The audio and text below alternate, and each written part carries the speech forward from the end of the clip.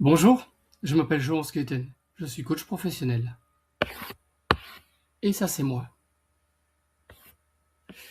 Alors, j'accompagne principalement les individus, mais aussi les équipes autour du thème de l'entrepreneuriat. Je suis curieux, passionné et sensible. J'adore apprendre, comprendre et expérimenter. Mais j'adore aussi modéliser, simplifier et vulgariser.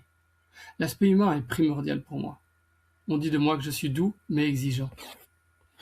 Voici quelques livres qui me représentent assez bien, autant le côté entrepreneurial que le côté management. J'aime beaucoup aussi donner des conférences, et c'est souvent sur ces sujets-là. Je suis quelqu'un de créatif. J'aime bien ajouter mon univers dans ce que je fais. J'adore créer des frameworks sur la manière de fonctionner ou de lancer une entreprise. Et créer des modèles sur les dynamiques d'équipe ou l'esprit humain. Si on remonte un peu dans le temps, en 2006, j'ai commencé à étudier l'informatique. J'ai enchaîné 9 années de consultance dans une boîte dans laquelle je suis devenu assez rapidement manager parce que j'adorais cet aspect humain, le fait de pouvoir aider les gens à développer leur potentiel au sein de leur carrière. Après, en 2019, j'ai lancé ma propre boîte, une entreprise libérée avec mon cofondateur Olivier Gillin. À côté de ça, je donnais des conférences et l'année passée, en 2025, j'ai commencé une formation professionnelle de coaching et je suis maintenant à mon compte à ce titre-là. Si on prend l'expérience Mind Technology, c'est une entreprise de consultance par les consultants pour les consultants. Donc je suis resté consultant à côté de mon rôle de fondateur où je donnais la vision. Et l'objectif, c'était de donner un maximum de liberté à nos employés et de leur donner un maximum d'autonomie. Concrètement, ils peuvent choisir leurs clients eux-mêmes, leurs tarifs et aussi leur salaire et leurs augmentations. Alors, on ne peut pas donner autant de liberté à des employés sans leur donner de la transparence. Il faut absolument donner tous les tenants et aboutissants d'une entreprise pour qu'ils puissent prendre des décisions correctement. Et j'adore ce challenge de trouver l'équilibre entre les deux.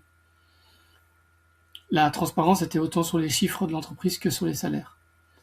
Ce que j'aime beaucoup, c'est le fait que 20% de notre quotidien est dédié à créer des choses qui font sens pour nous, au-delà de la consultance. Donc, par exemple, lancer un nouveau SaaS, une nouvelle mobile app, un produit dont on rêve de voir le naître.